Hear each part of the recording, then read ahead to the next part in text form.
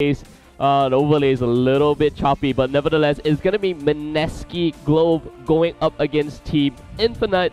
And let's see what the first two bands are going to be. Double jungle here, Pantheon and Jarvan being locked into the ban prison.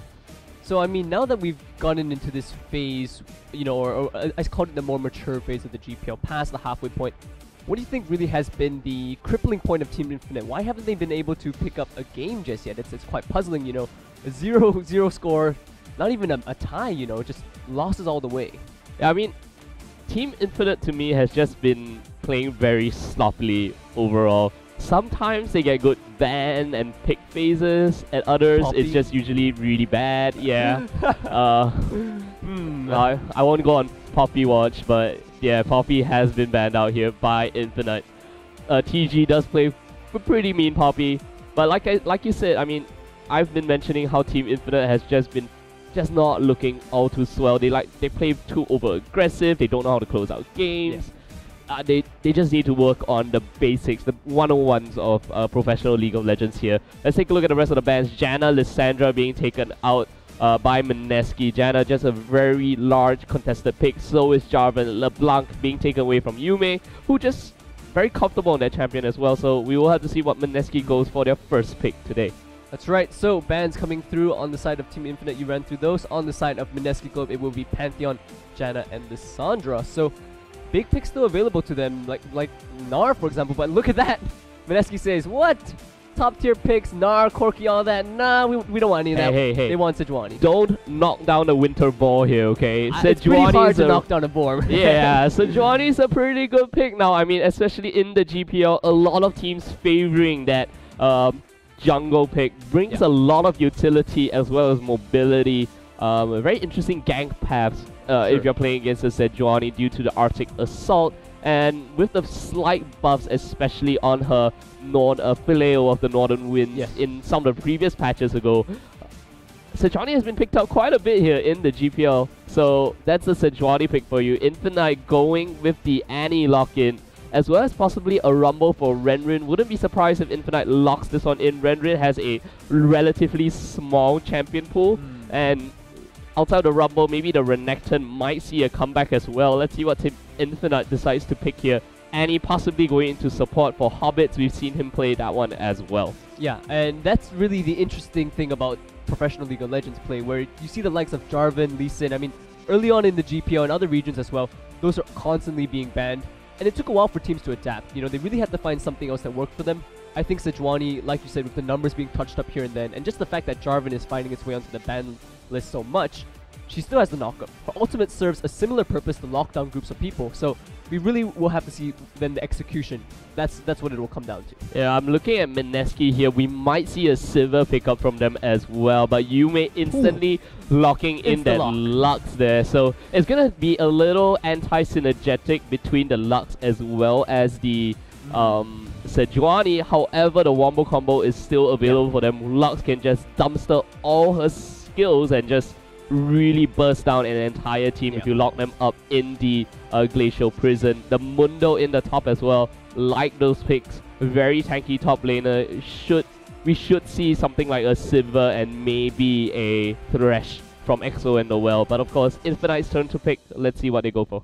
And this is really interesting because I really like the insta-locks, because what it does is you look at the pick of Rumble and Annie, and both of them, you know, on their own, you say, wow, that's actually quite a good engage, a lot of damage, you know, both spitting out all that fire. Yeah. But what's their vulnerability? You know, they need to close that gap on you. And Lux, you know, you're able to keep enemies at bay.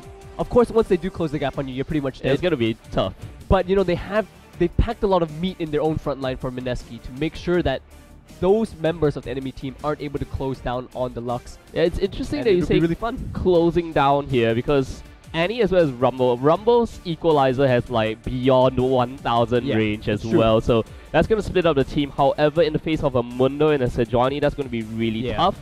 Annie, on the other hand, instantly bursts people down due to her very unsuspecting, not suspicious at all on her range of 600 on most of her skills. And very interesting here, Team Infinite look like they're going for some sort of a skirmish kind of composition, because you know, looking at the Rumble and Annie, I wasn't very sure if they were going for a wombo combo, but locking in the Kassadin and the Vayne shows me that they really want to split up Mineski and try to go for those skirmish and get those picks in those team fights, very messy team fights, which Infinite loves to play. They just go on all aggressive and just mess up those team fights as well. And that's definitely one thing that we might possibly be seeing, how Infinite can pick up a win, where it's, you know, if they're a team that plays sloppy, just make the enemy team sloppy as well, right? Break up their competition, because if you look at the first 3 picks coming in on the side of Mineski, we talked about how they have so much meat, but, you know, if they're not sticking as a bunch together, if your damage gets taken away, if Lux gets caught out, you know, if they lock in this Corki, if the carries get taken away, then you're just, you know, walking slabs of rock with no damage, and that's not very scary to Team Infinite at all. Yeah, exactly right. Here, the Corki being hovered over. Very interesting. Going to the Tristana as well as the Jace pick here. So this is going to mean Noel will be playing the Lux in support. Mineski has done this multiple times. Lux is a flex pick for them, and they don't really want to bring it up because I was really hoping to see the Sivir pick in the bottom lane, and the Sivir Thresh combination is a pretty very mean engage comp into the Mundo, who just deals quite a bit of damage in the late game, especially with his Burning Agony. That's right. Yeah, so when you talk about the late game potential here of Mineski, now locking in the Tristana and Jace as well as the Lux, we've seen Noel build like Morellonomicons into Zhonya's in the later stages of the game, so Mineski will not be lacking the damage at all later on. Yeah, and they have, of course, gotten the damage very, very safe in the late game with the likes of Tristana. Jace as well scales fantastically. This is the 5.1 patch, so as you were doing a lot of the research, you have noted that some of the numbers have been toned down. That's right. But on the side of Infinite as well, they have a hyper carry in the likes of Vayne, and that's really a good pick when you're looking at Sejuani, Mundo. You might even say necessary. Either Kog'Maw, Tristana, Vayne, a late game carry. And then the Nautilus as well, so both of these teams packing a considerable amount of front line. It's interesting here that Team Infinite decides to lock in their comp with a Nautilus pick here.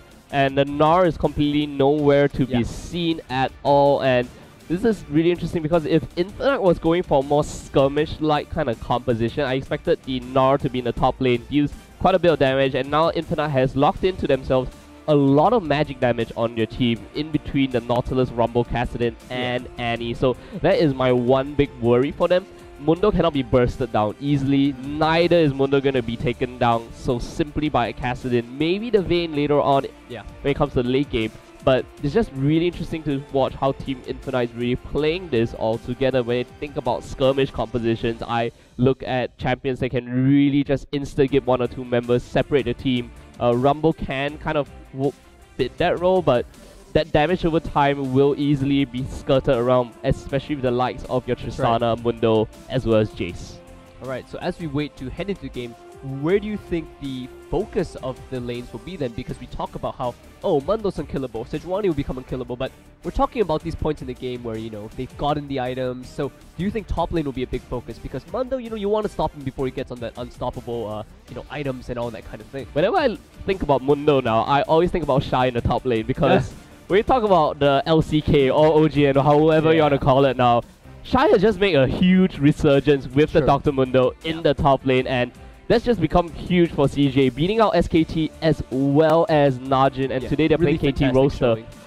We talk about the ban pick stats, and look at that. Jarvan, Janna, the first 2, constantly being picked, constantly being in the ban prison as well, and of course, the rest of them here, we have the Corki, which has been picked up. We have Rumble that has been picked up as well. Lissandra, both equal amounts of pick and ban rates at the same time for this week as for the previous weeks in the GPL. And of course, you got the Gnar that it's not in ban prison, not in the pick lineup as well. So very interesting. Maokai has been left open at the same time. And so I think to point out the Pantheon as well, which hasn't been all too much in the spotlight in other regions, I think this is one of the peculiarities of the GPL where they really, you know, the teams here really love to skirmish quite a lot. And Pantheon has always allowed them to engage very, very heavily, you know, quasi-global, we like to call it. I've just been waiting for the Nocturne picks in these skirmishes. Yeah, Nocturne is such a good champion. It's going to come in sooner or later, right? I don't know. I really don't know. I'm a huge fan of Nocturne in the mid lane, top lane, and jungle. I just like Nocturne. I mean, it's one thing about our region where, for better or worse, they find creative ways to engage. You know, Jarvan out, let's bring in Sejuani. You know, Pantheon out, same thing. In the past, it was AHQ, you know, with some of their when they got Malphite and Pantheon right, everybody was like, yes, it's gonna happen, it's right? Unstoppable Skyfall, it's gonna happen. So this region definitely loves to engage, loves to scrap. Yeah, that's right. And we got a few objective stats here. Blue side advantage, quote unquote, of course. And with your first bloods, with your first turrets, normally your first objectives in the game. Baron, however, you have to say really interesting. Look at that. 100% win rate on your Barons. Whoever gets the first Baron usually wins the game. Yeah, I mean, Baron is so strong at the moment. And we talk about the throws that happen as well. Of course. Goodness. I mean, just look at that, right? 4 to 5. So it's the one number where it's not quite even. But of course, the first Baron that you get is, or rather, I should say, red is over blue in that sense, you know. But in the end, the first Baron, you have two or 3 minutes to work with it, you know, effectively after you've healed and everything, gotten your items. It's really about how you play the map, and I think, you know, this region, they really haven't gotten down the macro map movements to the T, dot the I's, you know, and all that across the T's. It's still looking sloppy across many other teams. And not only in this region, but you've seen some of the other teams just make very bad Baron decisions, causing them to lose games. And in the past week, if you watch your LMS, your OGNs, the LCS is going to start soon as well. You should see a lot of Baron throws. It's the new Baron power, yeah, it's so strong. Teams are still adjusting to it. They are. So we will be looking, getting back into the game very shortly. I mean, Team Infinite here still looking for their first win.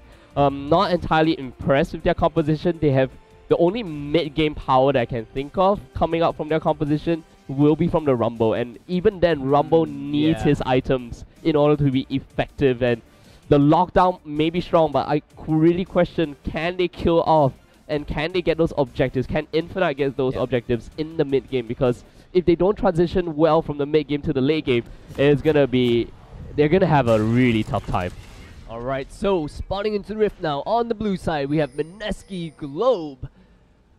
Just waiting to break the barrier. There you go. And on the red side, it is Team Infinite charging out onto the fields of justice, looking for their first ever victory, or at best a tie from this match. And yes, if our observer can kindly show us the new way gates. Come on, guys. Let's show. There we go. We are playing on the 5.1 patch. Look at that. Yeah. We're the first region to do it again. Look at that. All the Beautiful. time. Thank you for the zoom in. All right, let's go back into that one. Oh, the cleaver actually lands here. It's going to be chain CC'd, man. Look at that. Wow. They land too. Oh, if the binding hits, wow, that's a good amount of damage. I think he will be able to flash out of that. Interesting that Kulit actually did level up his knock-up right there, or even the slow from Tristan. I mean, it would have been a big investment, but you know, that was a Nautilus that was crawling away. You had time to discuss that as a team. So the thing is that, interestingly, all our players here has leveled up their level 1 already. So Sherry now, going with the Titan's Wrath first, prevented him from actually getting away from that sticky situation without blowing Flash. But the thing is that Nautilus has to start his jungle with Titan's Wrath, so it's going to be really tough. And since we have a little bit of time, let's talk a little bit about the patch changes. Only one champion that I can really think of when it comes to the 5.1 patch, and that is Nautilus. Titan's Wrath getting a slight buff. Yes, the base numbers did get reduced. However, his Titan's Wrath now scales out a maximum HP instead of bonus HP. So let's see how that really affects Nautilus in the jungle at this point of time. Alright then, that definitely will be one of the changes we'll keep an eye on. And look at this, a very deep ward actually on the side of Mineski Globe. Courtesy of Sherry getting caught out earlier on, we'll be able to spot and give them the lane matchups they want. But it looks like they aren't too phased. It looks like they are just going for the 2v2 right there. Noel taking a big bunch of damage right there. Hobbits has some return right there, and not too sure whether that was an error or not. Hobbits actually didn't have his stun up. Only now it was charged up from that one spell usage. Otherwise, they might have been able to even burn a flash right there. Nevertheless, heavy trading going on in the bottom. Yeah, usually this is just a very interesting lane coming out. Hobbits here might have gone for the 4 or the 3 charge kind of thing, hit level 2, and normally what Annie does is just spam your WQ to get that maximum burst of damage at 2. So Hobbits just maybe a little bit of a misstep. Oh, this might be dangerous for EXO. Missing out the W there actually, Ooh, but it looks like they really want to trade though. they do. And wow, the aggressive jump in and the exhaust the TP. instantly coming out as well. The TP coming in, TG with the flash, missed out the cleaver. EXO might go down. Opa actually getting taken out here. Hobbits with those auto attacks. One more auto attack! Missing it. Gets the shield at level 2. I mean, Noel here actually leveling up the shield for the trade, and that's the power of the Lux support here. You don't go for the Lucent Singularity. You pick up the Light Binding, and at level 2, get your shield. Wow. And that was just a instant 2-for-nothing trade. Mundo comes down, picks up a kill in the bottom lane, and so does your support, Lux. Yeah, I must say I'm very impressed with EXO as well as Noel. Because Noel... Outside of the failed rocket jump, right? Yeah, well, you know, to give him the benefit of doubt, it was enough to get him within range of the shield. But more importantly, what was impressive about that was Noel's Light Binding was actually dodged by Opa's Tumble, and yet they still kept fighting. Why? Because they were already calling for the teleport down, right? Teleport from Mundo finished first before Rumble. So, as a team, they were ready to scrap. It wasn't just 2-on-2, it was a team effort right there. So that was really impressive. It is. And understanding the abilities of your champions as well, I mean, that's just fantastic. And right now, Yume might get caught out, gets that speed boost from the form change. And ooh, cool it here. Nearly getting the Arctic Assault. Oh, they're actually diving onto this one. Frosty as well as Hobbits in the mid lane. Cool just getting those red buff ticks from the Flail of the Northern Winds. Sejuani doing quite a pretty decent job in the early stages. Jungler's not really affecting the lanes all too much, but great teleport coming down. Mineski now 1,300 gold ahead of Team Infinite. That's right, and I think that's definitely going to be something that wears on Team Infinite's mind, which is, we said they were the team that picked this composition, that wants to skirmish, that wants to scrap, but when the enemy team just seems even more ready to do that, and they're the ones that come up with the kills. I mean, look at this, Noel roaming up as well, just for a bit of support. And I think that can wear on the mentality of a team that wants to be the one that is on the aggressive. It is, but here's the issue, like I brought up in the pick and ban phase. Does Infinite have enough damage? I mean, we saw in the bottom lane, nowhere near enough damage. Frosty can't even take down a Jace that has completely no mana at all. I mean, it's a Kassadin. I don't expect much from a Kassadin in the early game, but Infinite needs to know when to pick their fights, and they're not picking it all too well just yet. We will have to see if they can turtle, farm it up, and maybe once they get a few core items, go for the mid-game skirmishes, possibly. With the Equalizer, of course, and the Vayne. Definitely won't be looking all too good for them, as we can see. EXO already having picked up the pickaxe with the 2 assists, and of course, very fortunate for Infinite that one of the 2 kills early on went over to Noel's Lux, so ooh. TG here taking a bit of a burn right here. But the Mundo as well, we said, you know, if you focus top lane, you keep the Mundo down. That's one of the ways to make sure that there isn't so much, you know, meat running into your face later into the game. But he's already gotten 1 kill, picked up the Null Magic Mantle. We can still see that Renren's doing a good job bullying him, but, you know, you're not going to push the Mundo out of lane once he reaches 6. Nope, not at all. And that point will be hit very, very soon. So Mineski going up against Infinite here. Mineski seems to have the handle on this game already. Yeah, Kool-Aid here waiting for the Arctic Assault, saving it, gets the knock up. Renren's gonna get overheated soon, but he's just gone down here by TG as well as Kool-Aid. Great gang, 2 kills to the Dr. Mundo in the top lane. Ooh, Hobbits here actually going rather low, down to half HP right there. Looks like it really is Noel very, very proficient with his Lux right there. We saw him use the Lucent Singularity and create this zone where his Light Binding would be, you know, a very, very high percentage to hit right there. And look at that, they're even taking out the pink ward as well. Very low percentage play for Infinite to keep that one alive, and they'll have to pay for that right off the bat.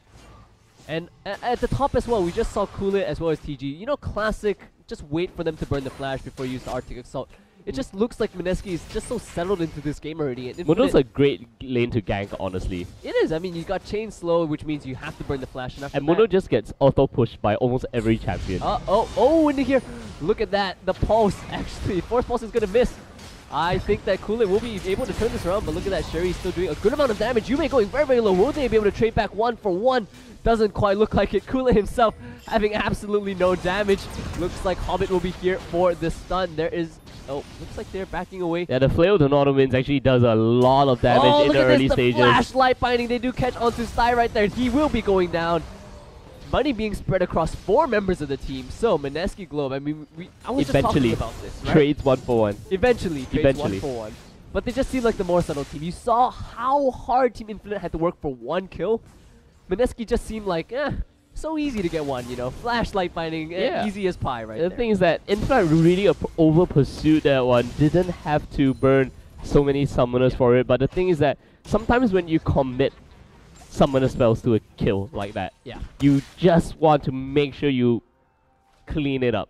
You get the chase, they want to try to go on to cool it, they realize that wow, this player of the Northern Lanes is just doing so much damage, gave enough time for the bottom lane to just roam up and just, hey, that was just an easy trade back for them. Ooh, Yume actually here missing. Oh, look at this. It's a 3-man collapse. Make that 4-man actually. Yume has already flashed away, but I don't think you're going to get away from a Kassadin and his buddies. Oh my goodness. Infinite fires one back with 4 members of their own. So mid lane is really where all the action is. And even a defensive pink ward from Noel to make sure that access from the bottom is guaranteed from them. So mid lane, hot property right now in this game. It is. I mean, they are looking like they want to pressure on this mid lane objective here from Infinite.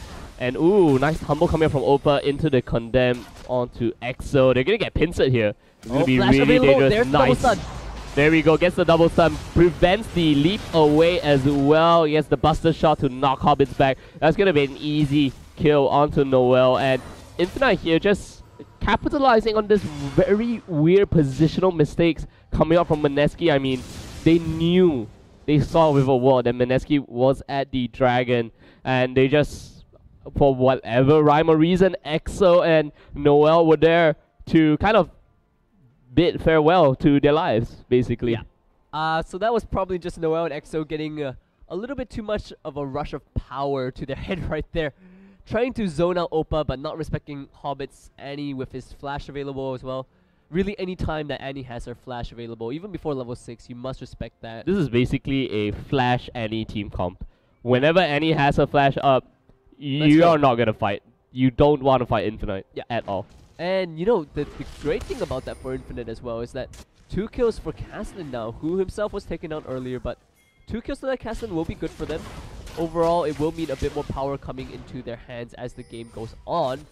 But still a lot of scaling work to be done on the team of, you know, on the side of Team Infinite. A lot. I can't say that too many times. Just so much scaling work that needs to be done on their end.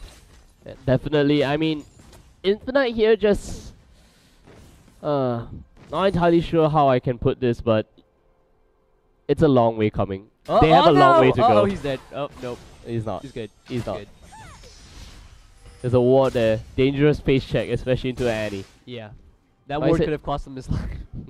No damage coming out from Infinite just yet. That's the main problem. Yeah, definitely. And we'll have to see because their builds are being very, very defensive so far. Even the arm guard in the middle for Kassadin as he goes up against Jace in that lane. Interesting rush from a Kassadin. Why would you want to go for a Zhonya's first instead of the Rod of Ages or maybe even the Tear? Yeah, I don't think he'll complete the Zhonya's right away. I do think it's just the armor to prevent some of that poke, which you can see is rather effective, especially because Jace has his Tear first. So it's most likely going to be arm guard into Tear. PG activating his ultimate right there.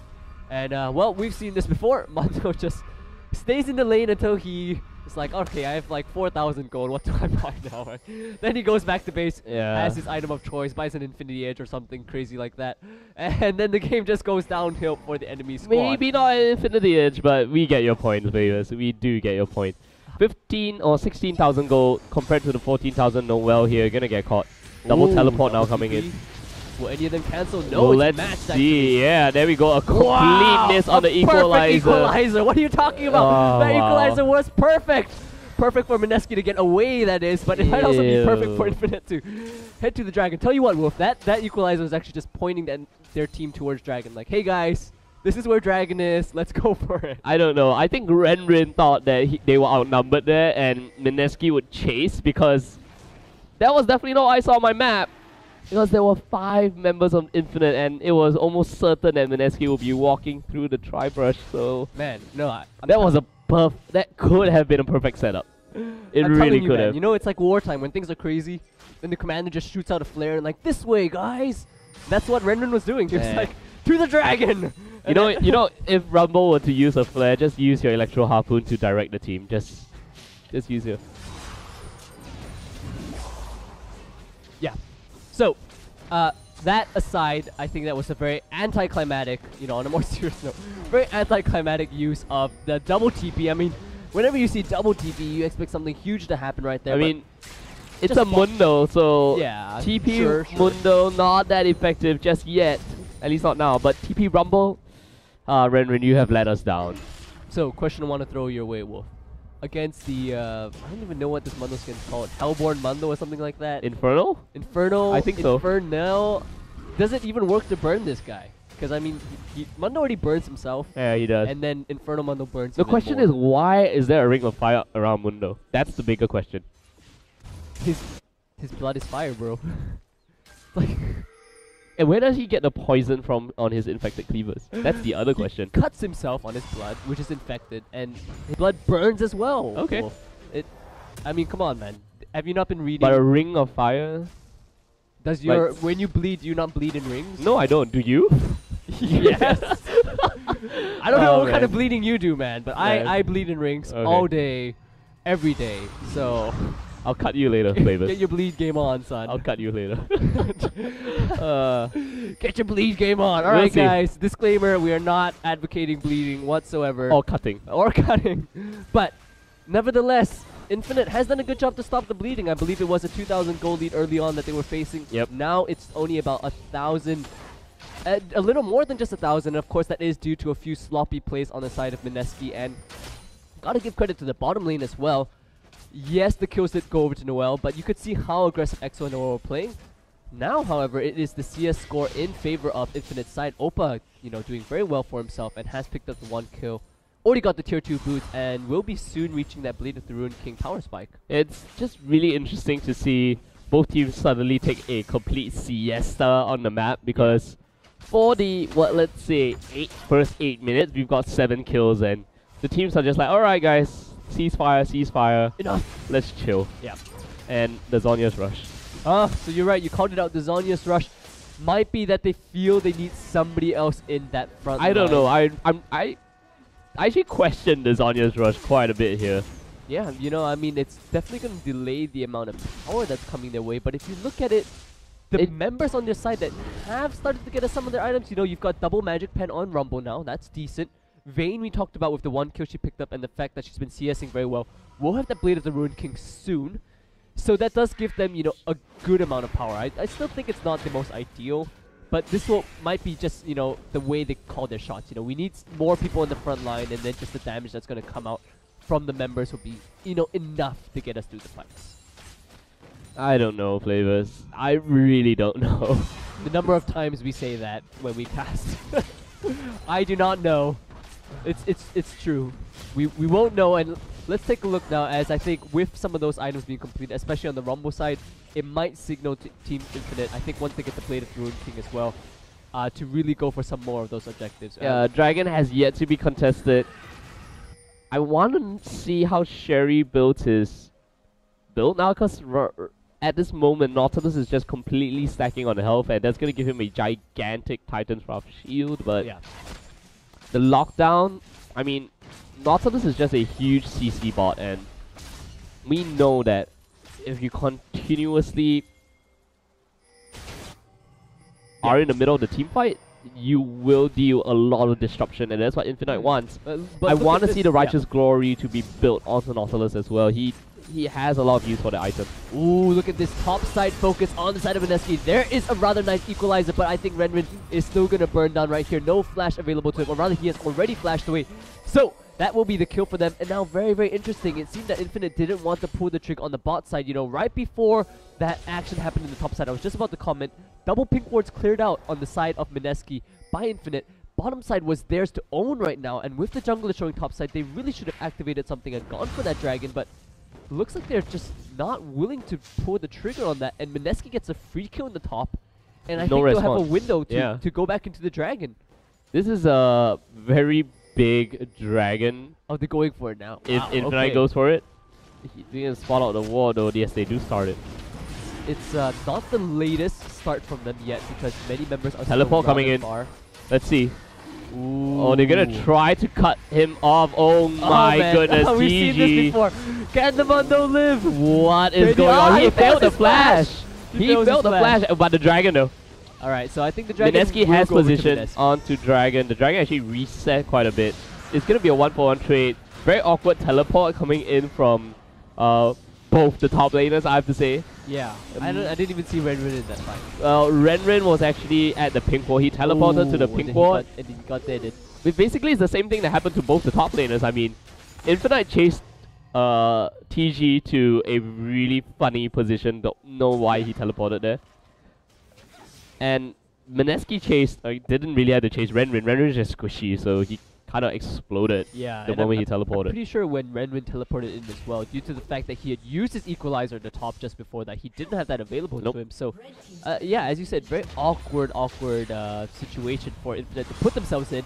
And that will give not only the Dragon over to Mineski, but the first tower of the game as well. But look at this, very aggressive, flashing onto Exo right there. They're gonna chase it, the Night Hunter passive from Vayne, just really good. In the mid lane though, it's gonna be Frosty going down to cool it here, and now the chase is gonna happen. Will the permafrost be activated? The light binding hits onto Sherry. We will see the final flash come out. The smite comes on, and there we go. That's the power of that Nautilus now. Yume's gonna get taken down though. Oh, Hobbits here with the kill steal. That was very definitely secured there by Renrin, but hey, why can't Annie get gold, right? Why not? I mean, after all, I do have to say Hobbits deserves a lot of credit to actually have stabilized Oppo in his lane and actually gotten him on that killing spree now. That is really credit to Hobbits for just the number of times he's punished Noel and Exo for their over-aggression. That will mean the tower in the bottom gets traded back very, very quickly. So, in terms of the objective game, Infinite, they're a little bit behind due to the Dragon, and especially with the kills that Mineski have been picking up. It is a 3,000 gold lead right here. Yeah, you are absolutely right. I want to comment a little bit on the item pickups here by both these teams, Mineski as well as Infinite here, picking up some core items. As Flavors has pointed out earlier, Oppa here picking up the Blade of Ruin King, going for the interesting, going for the Yomu's Ghost Blade here with this Brutalizer that he just picked up. On the other hand, Exo picking up the newly nerfed Infinity Edge. I mean, not a huge, ginormous nerf. The critical strike going down from 25% to 20%. That's not going to affect it all too much, but nevertheless, the Dragon buff, that 6% there, going over to Mineski. So that's going to be quite big coming up later on. It is the 20-minute mark. Flavors has pointed out 3,000 gold lead for Mineski. Ooh, and the number of times we've seen collapses in the mid lane here, but of course, Frosty, I mean, he's casted, you're not going to be able to pick him up easily. PG activating his ultimate. Will he be able to get away? None of the slows actually hit right there, but it looks like they can't make up their mind whether or not they want to chase. And with all the members dedicated to the top side aggression, Mineski will pick up a tower in the mid lane pretty much for free.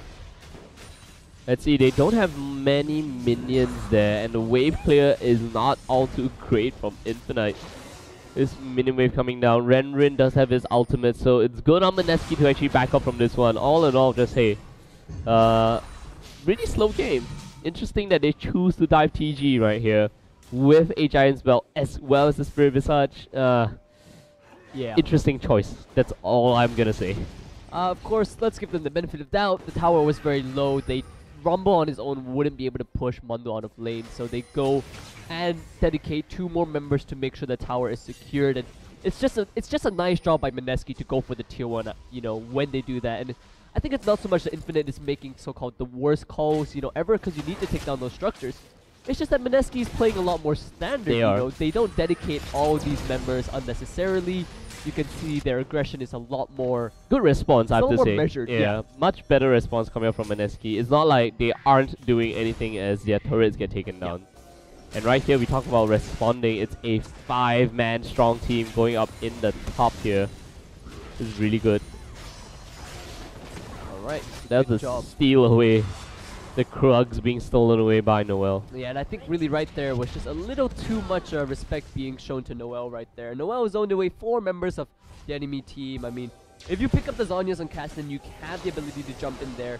Yes, you know, the other members on the side of Mineski would I don't know. It's a Lux with a Morello Nomicon. Doesn't look like a support Lux anymore. Ooh. Yeah, that's true. The Morello Nomicon will hurt.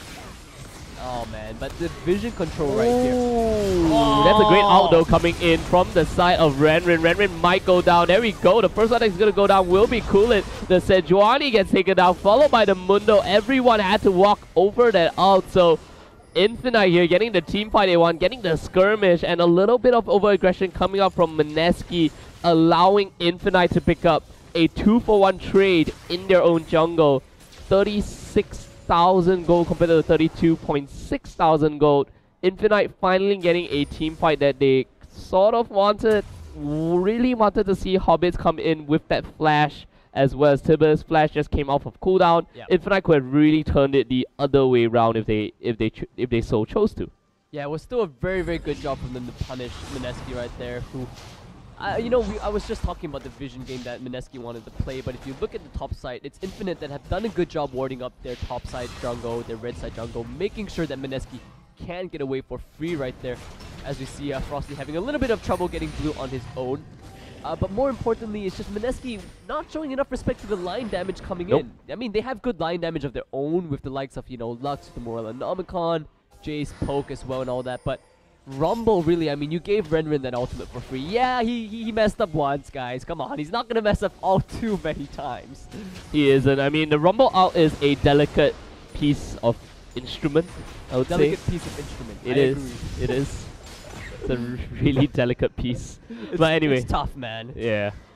It's not easy. No, it's not. So credit to Renrin then for nailing that one down, and a good job by the team to follow up on that very, very nicely. And I mean, we talk about members on the side of, ooh, okay, here comes a big team fight.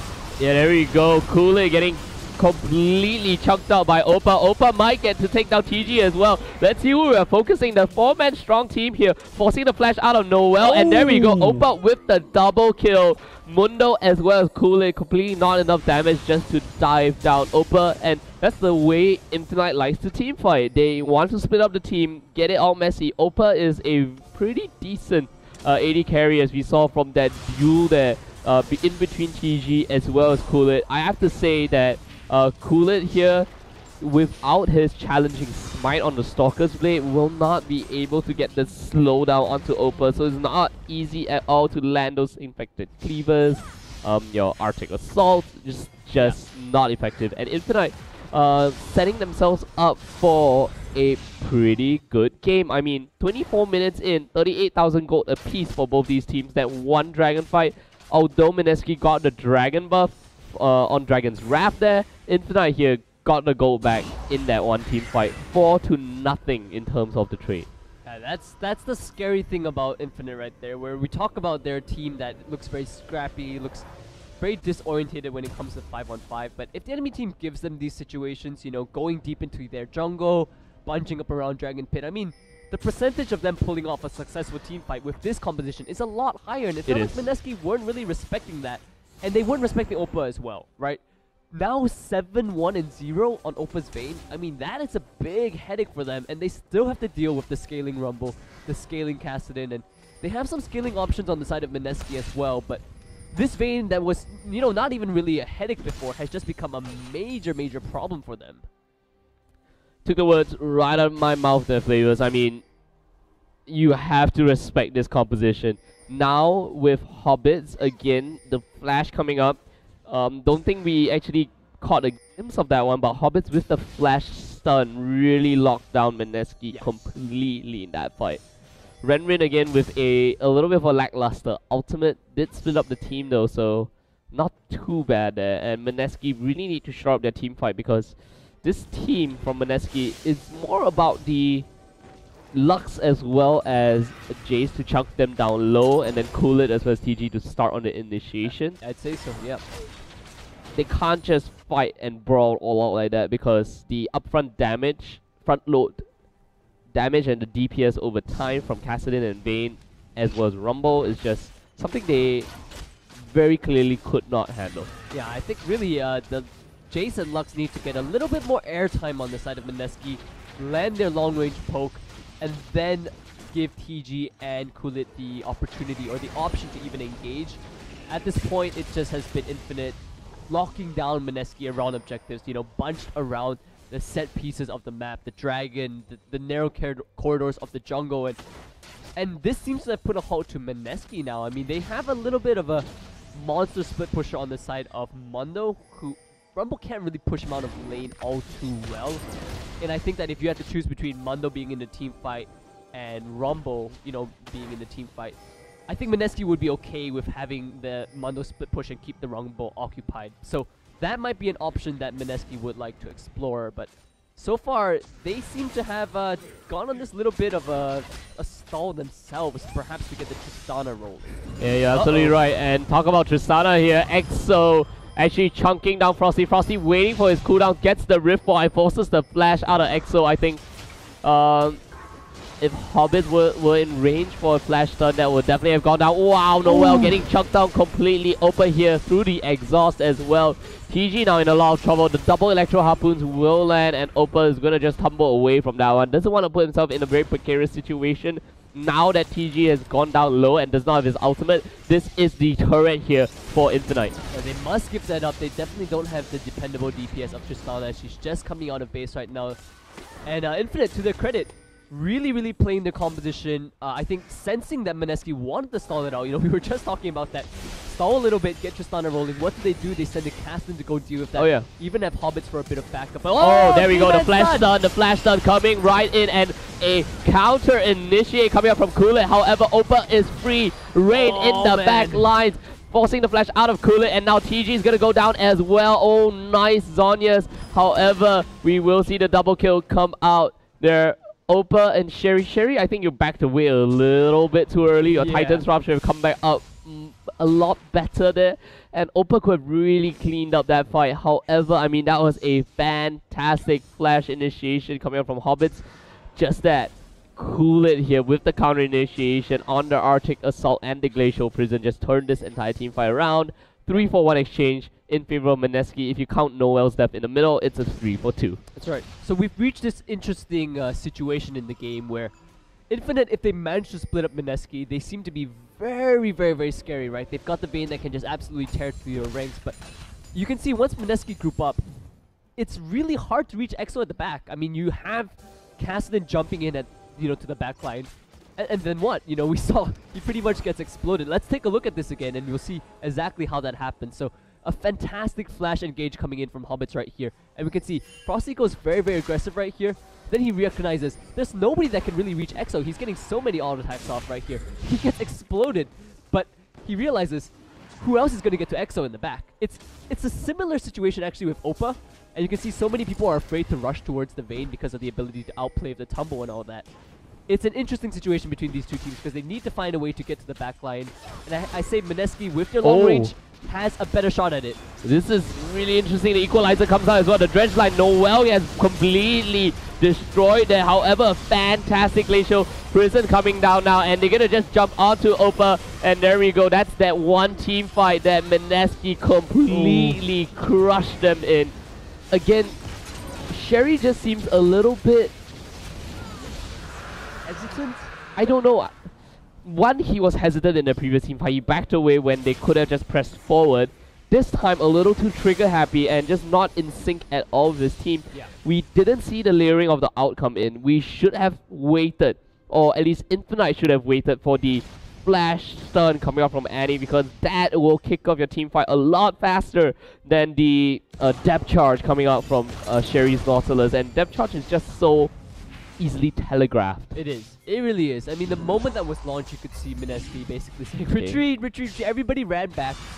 And then it seemed Infinite was kind of playing a game of catch-up, right? And then Infinite actually just corralled themselves together for Kulit to land the ult. Yeah, it was a really nice ult by Kulit. I think Infinite, maybe a little bit of overconfidence in their composition, saying that it's okay if we bunch, we are the team that likes the enemy to bunch, we can bunch and all that kind of thing. But they didn't really respect the Sejuani ult right there as well. But on top of that, I think something else that Infinite needs to work on is the fact that if they use the dredge line to engage, which, you know, I still say it's a fantastic tool to engage, they need to make up their mind whether or not they go in on it, right? Because as you said, the layering of the ultimates weren't there.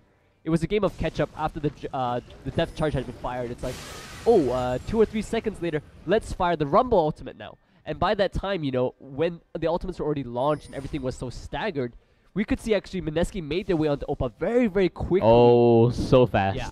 Took him down, and really good job by EXO to use that actually as an assist to jump away from the collapse on his end. Yeah, so here's the interesting thing about both these team comps right now, based on their main initiators. Coolid will want to save his Glacial Prison for those counter initiates. Yeah. However, Infinite can't do the same thing. Infinite they need Hobbit to instantly open up the fight, and every single one player on Infinite needs to jump on either EXO, Yume, or maybe not Noel, but either EXO or Yume here to burst them down, take them out of the fight before Coolid can launch his Glacial Prison. Yeah, I think so too, because really the fact that if you give Mineski those 1 or 2 seconds of, you know, opportunities, respite maybe. Yeah, a respite, windows of opportunity for them to fire off their cooldowns or to get a certain angle with the Glacial Prison. It's just enough for them to start giving EXO a huge amount of time to unload with all his DPS. You can see he hasn't gone a single defensive item, whereas on the side of Oppa, he's already starting to build, I believe, a Guardian's Angel on his end. So if EXO, you know, has those 1 or 2 seconds to just unload, get the resets, I mean, it's just going to be hell unleashed on the side of Mineski. Ooh, Coolid. Little bit of trouble there. And Sherry, I mean, Sherry just seems out of sync with his entire team. I've no other way to describe it. I mean, he just looks like he's on a different page than what Team Infinite is trying to play here, because like I said, I mean, maybe it's the calls, I'm not entirely sure, but I would really like Sherry to be the peel bot for Oppa. I mean, peel bot. Allow Hobbits to just go for the flash initiation, use your dread line, use your passive to just keep Oppa alive basically, and Oppa will just do the cleanup. They, meaning Mineski, will have to deal with Frosty as well as Hobbits and Renrin in the front line, and the Oppa can just clean whoever is in the whoever was trying to dive him. We saw that he could easily take down Coolid and TG 2 versus 1, and right now look at this Baron by Mineski, very big here. Renrin as well as Hobbits have their key out. Will we see the flash out? Oh my goodness, it is the snipe or the smite that actually comes out here. Hobbits has his flash out. He's waiting for a opportunity that's not coming out at all, and this is cleanup time from Mineski. What in the world just happened there? They had vision of Baron, and oh wow, I mean, you know, it's a bit of a heartbreak story for Team Infinite right there. Like I said, yeah, earlier, they don't know how to close out games. No, the problem, I definitely think that's an issue that we can discuss a little bit into the post game. But I think it's a heartbreak moment because Infinite, you know, I think that the dragon fight that past dragon fight where they lost the team fight, I think that shook their confidence around objectives. But if you think back on it, you know, the past 3 or 4 fights before that one dragon fight where they got killed, that was where they were picking up all their kills, using their area damage, using their line damage, and you know, then the big objective that really, really counts, you know, we were running through the statistics in the pregame, the Baron, they dropped the ball completely. You know, they don't go and ward it on time. Yeah. They collapse so slow on it. Hobbits wasn't even in position, and man. Okay, now that this inhibitor turret or an inhibitor gets taken down, let's see if Mineski can use their base gates as a flank position. Yeah. This is a very different dynamic that we have in the 5.1 patch. Have the professional teams understood how to use these base gates to either defend or go on the counter initiation? I think that's definitely something that is so exciting about this new map. Just makes defense a little more interesting, right? A little more fun in that sense, because you have the option to exit the base and enter it. Yeah. The enemy only can. You do not get vision though. Yeah, outside of that area, so you have to walk out of the gate. Oh wow, TG gets caught by Oppa here. The dredge line comes down. 4 versus 1. My goodness! And there we see the Arctic Assault landing onto 2, melting both not Coolid, but Sherry as well as Frosty. Hobbits here getting taken down as well. Oppa needs to get away from that one. Gets the Night Hunter. Exo should be able to take this one out. The critical strike as well as the explosive shot. Alright, taking him down. This can be the closure here for game number 1 between Mineski as well as Team Infinite. Exo actually tanking using his Bloodthirster. There we see the Equalizer coming out as well. Nexus turrets are going to fall. No one's going to respawn in time. The Nexus goes down. Infinite does not use the base gates to defend their base. Instead, they give up a team fight and their Nexus is gonna fall. Hey, they used the base gates to exit. They The did. final exit. They alright? they exit, yeah. Literally, depths. they exited the game right there. But I mean, what can we take away from that game? Definitely, we can say that actually Infinite, even though they haven't been able to pick up their games, a victory just yet, they do punish teams that make mistakes, right? Yeah, they do. And they know how to play around their composition. They do. Sometimes they do. Yeah, and then they get their confidence shaken, Oh, right? man. It's like, oh, we really want to fight on objectives. If they tunnel on objectives, we're gonna kill them. They've been doing that, and then Baron, they forget about Yeah, I it. have to talk about Kulit a bit. 3, 2, and 16 there. He really was one of the major players in the Mineski lineup, Yeah. turning things around with a multiple pinpoint ultimates there. Really, really helped.